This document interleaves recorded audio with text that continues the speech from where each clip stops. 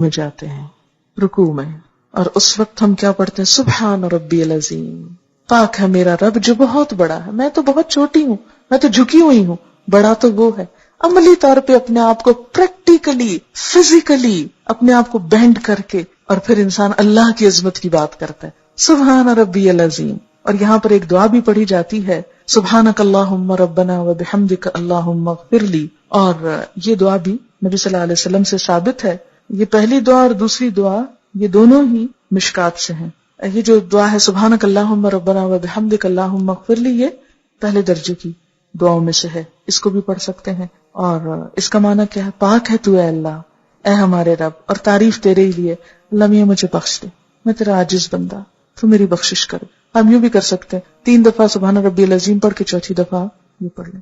بہرحال پھر اس کے بعد ہم رکوع سے اٹھ جاتے ہیں، اور اس وقت پھر اٹھتے اٹھتے اللہ کی تعریف کرتے ہیں، سمع اللہ لمن حمدہ ربنا ولک الحمد حمدا کثیرا طیبا مبارکا فیہ۔ سن لیا اللہ نے جس نے اس کی تعریف کی، جس نے اللہ کی تعریف کی، اللہ نے اس کی بات سن لی۔ اب دیکھیں کہ جب آپ کو یقین ہو کہ کسی نے آپ کی بات سن لی، بات پہنچ گئی، کتنا لطف آتا ہے اس چیز میں۔ سن لی، کوئی کسی کی بات نہ سنے کیسا لگتا؟ آپ کسی سے بات کرنا چاہیں وہ سنے نہ آگے سے، میں نہیں سننا چاہتا، جاؤ یہاں سے، کتنا برا لگتا۔ سمع اللہ لمن حمدہ، اللہ اتنا پیارا ہے کہ جو اس کی تعریف کرتا ہے وہ اس کی بات سن لیتا ہے، چپکے سے بھی کہتے ہیں نا، دل میں، وہ بھی سن لیتا ہے۔ سمع اللہ ربنا، اے ہمارے رب، ولک الحمد، تعریف تیرے ہی لیے ہے۔ پھر تعریف، اور کیسی تعریف؟ حمدن کثیرن، بہت زیادہ تعریف، طیبن، پاکیزہ تعریف، اچھی تعریف، مبارکن فی، بابرکت۔ یہ جو دعا پڑھی ہے میں نے آخر میں، یہ بھی فصل اول کی دعا میں سے مشکات کی۔ یہ جو دعا حدیث میں آتا ہے کہ نبی صلی اللہ علیہ وسلم نماز پڑھا رہے تھے کہ سلام پھیرنے کے بعد آپ نے پوچھا کس نے یہ دعا پڑھی ہے؟ کسی شخص نے پیچھے سے محبت میں آ کے یہ پڑھی تھی۔ آپ نے فرمایا میں نے 30 سے زیادہ فرشتوں کو اس دعا کی طرف لپکتے دیکھا کہ وہ اسے اٹھانا چاہتے تھے۔ اتنی بڑی نیکی تھی کہ ایک سے ایک آگے بڑھ کے اس کو اٹھانا چاہ رہا ہے۔ یہ نیک عمل ہم لے کے جائیں گے اللہ تعالیٰ کے پاس، بالکل ایسے ہی جیسے کسی کو پھول پیش کرنے تو ہر ایک کی خواہش ہوتی ہے میں پھول پیش کروں، اچھی چیز ہر کوئی لینے اور اٹھانے کو تیار ہوتا ہے نا۔ اتنی خوبصورت دعا، حمدن کثیرن طیبا مبارکن فیہ، بہت تعریف، بہت زیادہ تعریف۔ جب انسان کسی سے بہت محبت کرتا ہے نا تو کہتا ہے بہت بہت اچھی چیز، بہت زیادہ اللہ میں کی تعریف، حمدن کثیرن، بہت اچھی والی تعریف، طیبن، مبارکن، بہت برکت والی، بہت برکتیں ہوئے اس میں، مبارکن فی۔ نہیں، برکت کیا ہوتا ہے؟ نشو نما، بڑھوتری، اتنی تعریف کہ جو بڑھتی چلی جائے، زیادہ سے زیادہ ہوتی چلی جائے، کہیں رکے ہی نہ، ختم ہی نہ ہو، حد کر دیتا ہے انسان تعریف میں۔ اور یہ وہی کر سکتا ہے جو اللہ سے واقعی محبت رکھتا ہو۔ پھر انسان سجدے میں آتا ہے، سر زمین پہ رکھ دیتا ہے اور کیا کہتا ہے؟ سبحان ربی الاعلی، میں ہوں حقیر و ذلیل لیکن پاک ہے میرا رب جو اعلی اور الاعلی سب سے زیادہ بلند ہے۔ میں اس وقت سب سے نچلی پوزیشن میں ہوں اور میرا رب سب سے زیادہ بلند ہے۔ عام حالات میں آپ دیکھیں اگر نماز کے علاوہ کوئی کسی کو کہے اچھا ذرا زمین پہ سر رکھو، کتنا مشکل کام ہے نا۔ عام حالات میں تو کوئی چیز گر جائے تو ہم کہتے ہیں اچھا فلاں نے ذرا پکڑاؤ یہ گری ہوئی چیز، ہم اس سے نہیں نیچے ہوا جاتا، کتنا مشکل ہے۔ لیکن اللہ کی خاطر محبت میں زمین پہ جا پڑتا ہے انسان اور سر رکھ دیتا ہے، ناک رگڑتا ہے اپنی، کیونکہ ناک نہ لگے تو سجدہ نہیں ہوتا، پورا جھکاؤ سر کی طرف ہوتا ہے، ساری عقل کو لا کے ذلیل کرتا ہے اللہ کے سامنے، یا اللہ یہ سر کیا چیز ہے، یہ سوچے کیا چیز ہے، تیرے سامنے تو کوئی کچھ نہیں، کوئی حجت بازی نہیں۔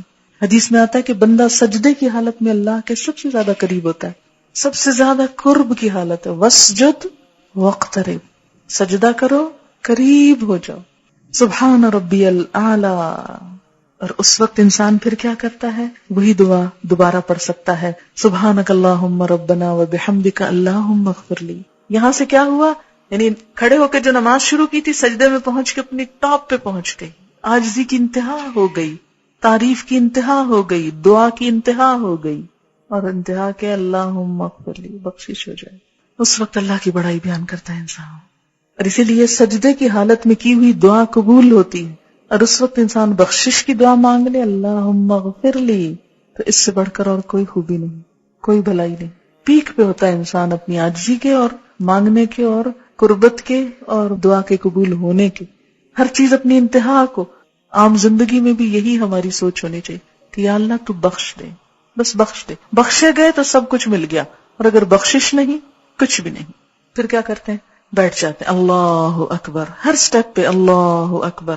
اب ہم اس میں اپنی مرضی نہیں کر سکتے کہ یہ دعا سجدے میں پڑھ لو، سجدے کی بیٹھ کے پڑھ لو، بیٹھ کے پڑھنے والی کھڑے ہو کے پڑھو. اب جب بیٹھتے ہیں پھر ایک دعا سکھائی گئی، اور وہ دعا کیا ہے؟ اللہم اغفر لی، پھر بخش دے. بخشش پہ اینڈ کیا تھا سجدے میں، اٹھ کے پھر بخشش مانگ رہے. یہی منتہا. اللہم اغفر لی، اے اللہ مجھے بخش دے، ورحمنی، اور مجھ پہ رحم کر. رحم بھی اللہ کو جب بھی آئے گا نا جب قصور معاف ہوں گے.